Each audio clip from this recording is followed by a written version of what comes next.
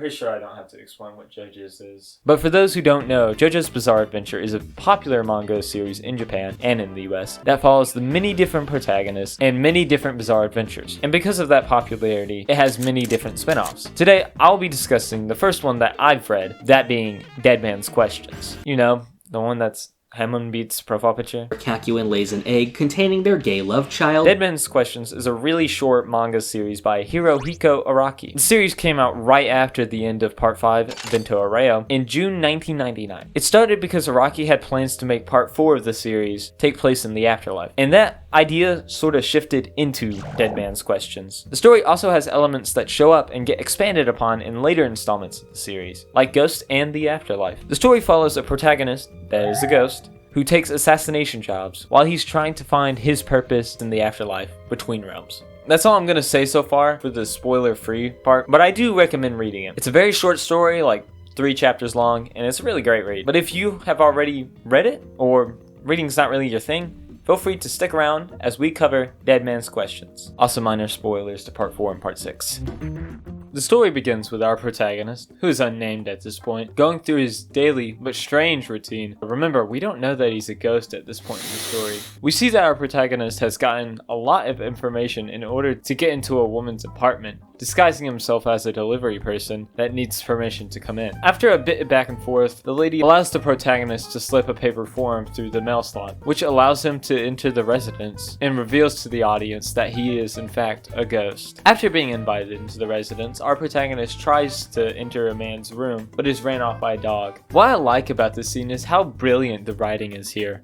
The first chapter says a lot about the spirit world without us being told directly. This whole first chapter establishes that ghosts need spiritual permission to enter a residence, kind of like a vampire, and that ghosts are as fragile as glass. And none of this is told to us. Remember, show don't tell. Midnight that same day, we cut to the man that we saw earlier, laughing in paranoia in his room. He's lost it.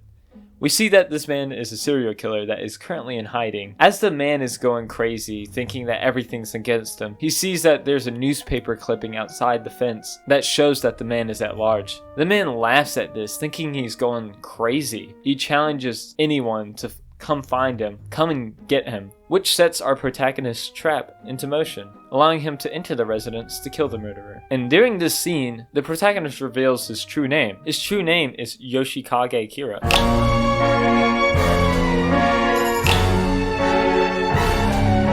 which is a great twist for those who are JoJo fans. This is the same Kira who is the antagonist of Part 4, Diamond is Unbreakable. We could see hints to this reveal with Kira's strange schedule life, him talking about his life in numbers, and even how he kills this man, being similar to how Raimi's death is described, showing to us that there's a little bit of old Kira in this otherwise new Kira. It's an interesting choice to make to have this formerly twisted man be the protagonist of this story, but he's still a bit different. This Kira has some sort of amnesia. He's not remembering how he died, but he only knows one thing, is that he's not going to heaven. After Kira dispatches the man, he flees the scene. While he's leaving, he wonders how a murderer can live in a house freely and peacefully, while a ghost cannot. The next chapter begins with Kira taking a bullet train to his next target. We learn a lot about Kira while he's riding the train, like him preferring his personal space to the point that he would beat up a mother and her child just to be left alone. While Kira sits on the train in silence, he wonders about the loss of the universe. Where does the spirit come from? Is it a mother's soul splitting, or is it just created?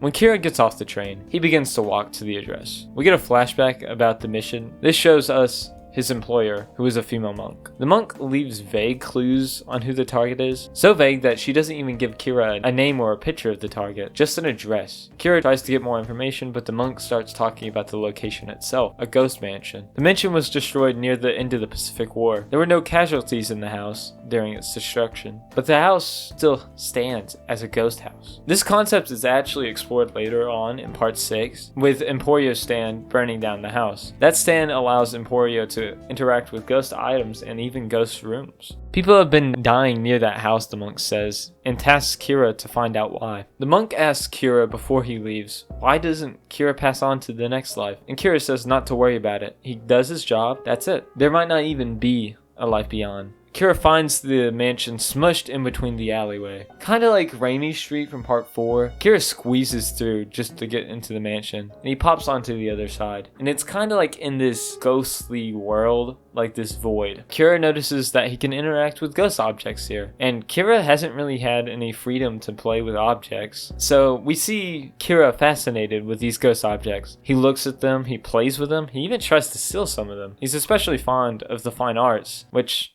you know, it's kind of in check for Kira. The beauty before me, well, it aroused something in me. It gave me a rock-hard cock. And he's very ecstatic that the fine arts are ghost items themselves, so he can pick them up, read them anytime he wants. When Kira is plundering the house, however, he accidentally knocks into a cabinet, causing it to open and ghost eggs to fall out. Some of the eggs crack. This makes Kira wonder, how do these even exist? It was a smart choice to choose eggs here, because eggs are kind of on that thin line of being either inanimate objects or living creatures. Kira notices that no one's been in this house. Everything has been untampered with, and he didn't need permission to come in. While he's investigating one of the eggs that fell out of the cabinet, while he's holding it, he notices it moves in his hand. 2 eggs somehow go missing, and it's revealed that they've been hatching in Kira's pocket. How'd they get in there? I don't know. Since these eggs are hatching, Kira deduces that these things can't be ghosts. Once he figures this out, he notices that one is crawling up his arm, digging into his ghostly flesh. These things are cleansers. Just like life has decomposers to break down corpses, the afterlife has these to make sure the world isn't overflowing with the dead. This is wonderful world building. I think it was a very creative choice.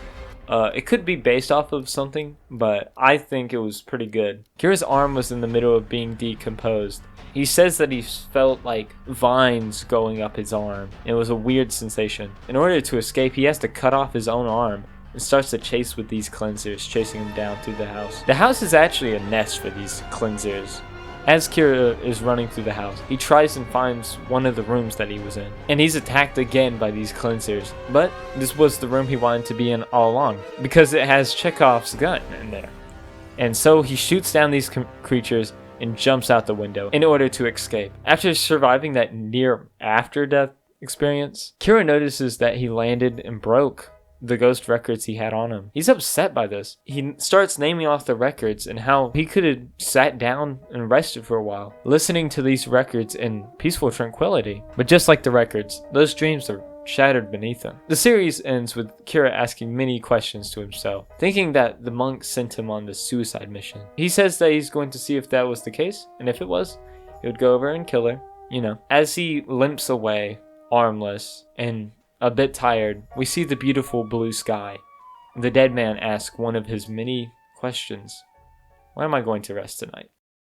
Dead Man's Questions, in my opinion, is about a soul unable to take his divine punishment, that he makes his own punishment in the process. There is a recurring story that pops up now and again that I didn't talk about in the recap, but I think it summarizes Kira's story well. It's called The Elephant Who Lost His Nose. And like the elephant, Kira has lost something as well, a purpose. He's cursed to work hard for a goal that he doesn't even know. Dead Man's Quest was a really fun read. It was a nice step back from the stories in the JoJo universe, seeing what the spirit world was like, and posing the question, what's life truly about? It was a really good detective / ghost story, with the writing and world building being at Araki's best here. Araki does a phenomenal job at explaining the world of the spirits in these 3 short chapters. However, there is one thing that I think is holding it back. That is that some people think that this is a Kira epilogue and nothing else. When I was doing my research for this video, too many people talk about how this is Kira after part 4 and not really how it's its own standalone story. They treat this more like a JoJo story, but it isn't. This isn't a JoJo story. A good JoJo story, to me at least, is the goodness of humanity and how fate works. This story does not have any of that. This story is about a ghost of a former murderer being our protagonist. There's no goodness of humanity in there. And it more focuses on life and morality more than fate. Kira in the story is kind of like a separate character, with like the memory loss and not having Killer Queen. But don't get me wrong, I do like Kira being the protagonist. It was a good and interesting choice, but it does have its drawbacks. What also sucks that this could have been a great episode and or OVA, like the Thus Spoke Rohan Kishibe series. There's roughly 20 minutes of content that probably could have been made into an animation, and it probably would have pulled the story out of obscurity. But What do I know? Animation's expensive and hard. But besides all that, I think Dead Man's Question was a wonderful spin-off. It might be too early to say this, but as of this video, I believe Dead Man's Questions is the best JoJo spin-off.